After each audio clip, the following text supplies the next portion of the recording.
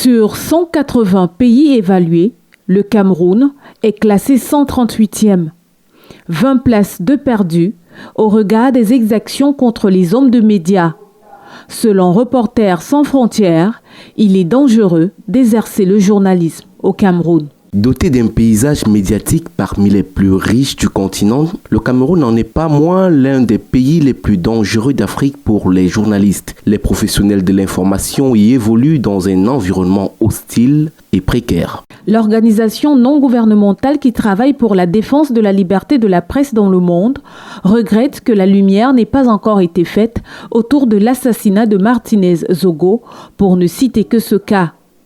Menaces, mauvaises conditions de travail, implication des acteurs politiques, des indicateurs en matière de liberté de la presse qui sont au rouge au Cameroun. On a vu des sorties du ministre qui menaçaient ouvertement les journalistes.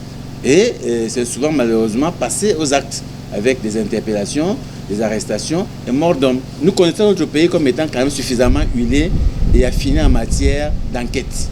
On ne peut pas nous expliquer que pendant un an, on n'arrive pas à déterminer les responsables d'un assassinat. Ça n'est pas possible au Cameroun.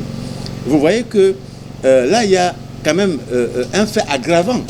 Parce que non seulement on a assassiné une personne, mais on n'arrive pas pendant toute une année passée à identifier les coupables. Aujourd'hui classé dernier de la zone CEMAC, le Cameroun va continuer de perdre les points selon les syndicalistes.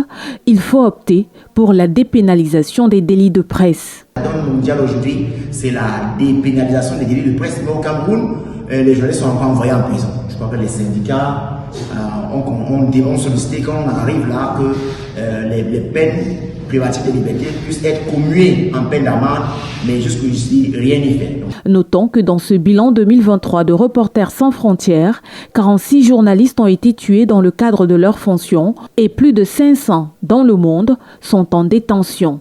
La Corée du Nord est lanterne rouge.